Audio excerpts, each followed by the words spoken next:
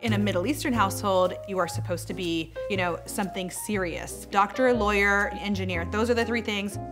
When I got into makeup, it was like a little bit like my parents had lost hope. They were like, oh my God, we knew she was gonna be a loser.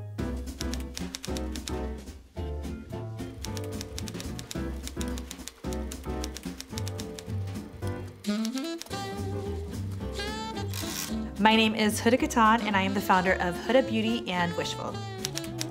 I actually grew up in Tennessee. I grew up a Southern girl, Southern belle, but I was a true misfit. My parents immigrated from Iraq to America. Being a brown person in the South definitely had its challenges. There was nobody around me who looked like me. None of the kids had the hair that I had and, the mustache that I had. I mean, some did, but not like me. I definitely started playing with makeup and beauty, and when I started wearing eyeliner, wow, like my life changed. When I was age 14, I actually started doing all of my older sister's friends' brows. Like they were like, 24, 25, they were coming to, the house of Huda to get their brows done. I had no business doing their brows, but they were lining up around the block. I am a Sephora girl through and through. Okay, when I first moved to Dubai Mall just opened, and they opened a Sephora store there. And I'm not joking, I legit cried.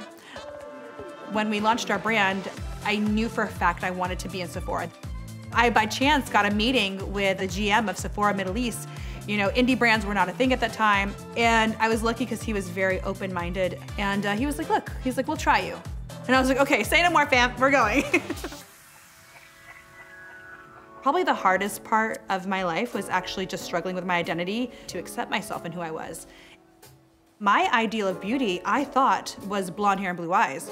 I didn't know that I could also be beautiful.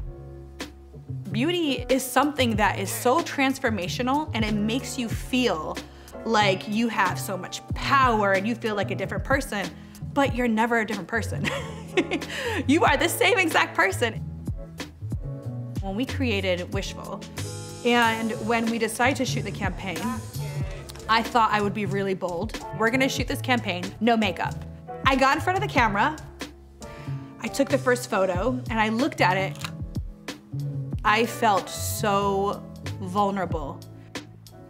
I felt so exposed. Oh my God, I'm gonna get emotional. I didn't expect all these feelings from so many years coming out. And then all of a sudden you realize, no, this woman deserves to feel powerful. She deserves to feel loved. Like, what are you doing all of this for, other than loving that person on the other side? You actually are perfect in the way that you come. And the sooner you begin to realize that, the sooner you begin to not only live your best life, but you allow others to live their best life. We're not perfect. We are who we are, and that is exactly what perfection should be.